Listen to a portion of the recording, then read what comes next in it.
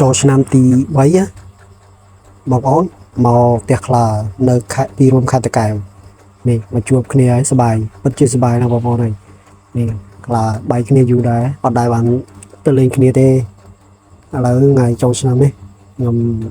ដាក់ចិត្តថាខ្ញុំនឹងទៅលេងតតែបានទៅលេងគ្រាន់តែលេងភ្លាមមិនតបាននិយាយគ្នាបានប្រហែលហ្នឹងបងប្អូនខ្លាខ្ញុំនឹងក៏ដូចចិត្តទៀតចាប់មន់ចាប់ទាណាអញ្ញាដាក់ត្រង់តាក់យកខ្ញុំនេះក៏ខ្លាក៏កំពុងធ្វើមន់ធ្វើទាខ្ញុំនេះក៏ដើរថតជុំវិញផ្ទះខ្ញុំនេះក៏បុកគ្រឿងបុកអីដែរបងប្អូនរៀបចំនេះមន់មួយហើយយើងដាក់ដុតមន់ជាមួយនឹងកូកាខ្លាអត់ចេះធ្វើទេឲ្យខ្ញុំអ្នកធ្វើវិញបងប្អូនតែជាមិនធ្វើទេ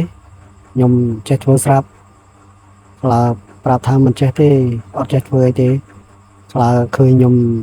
ធ្វើវីដេអូឃើញធ្វើម្ហូបធ្វើអីចឹងទៅចង់សាកស្នាដៃខ្ញុំអញ្ចឹងក៏ខ្ញុំធ្វើជូនតាមសំណើចឹងណាបងប្អូនឃើញទេ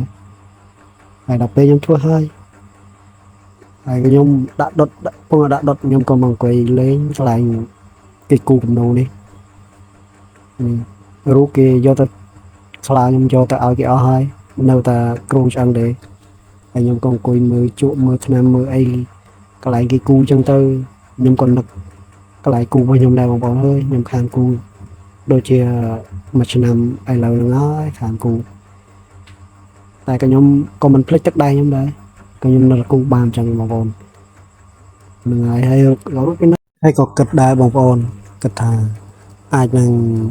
ឆាប់ហ្នឹងយើងគូឡើងវិញចឹងណាបងប្អូនក៏ខ្លាក៏ដើរមកប្រាប់ពីកន្លែងធ្វើការងារមិនតិចតួចចឹងទៅហើយគឺថាជាងមនុស្សយូរទៅរៀងអន់ភ្នែកចឹងណាបងប្អូនខ្លាប្រាប់ថាចឹងតែខ្ញុំនេះក៏អន់ដែរភ្នែករៀងយ៉ាប់ដែរហើយក៏រួចរាល់មាត់ដុតហើយ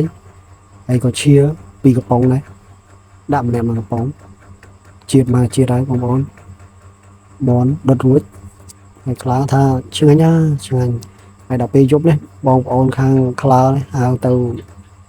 ដាក់ជាជាក់អញ្ចឹងទៅក៏ស្ដាប់ខ្លាច្រៀងពីរោះណាដូចជាពុកបោះខ្លាអញ្ចឹងច្រៀងចាស់បុរាណច្រៀងព្រោះណា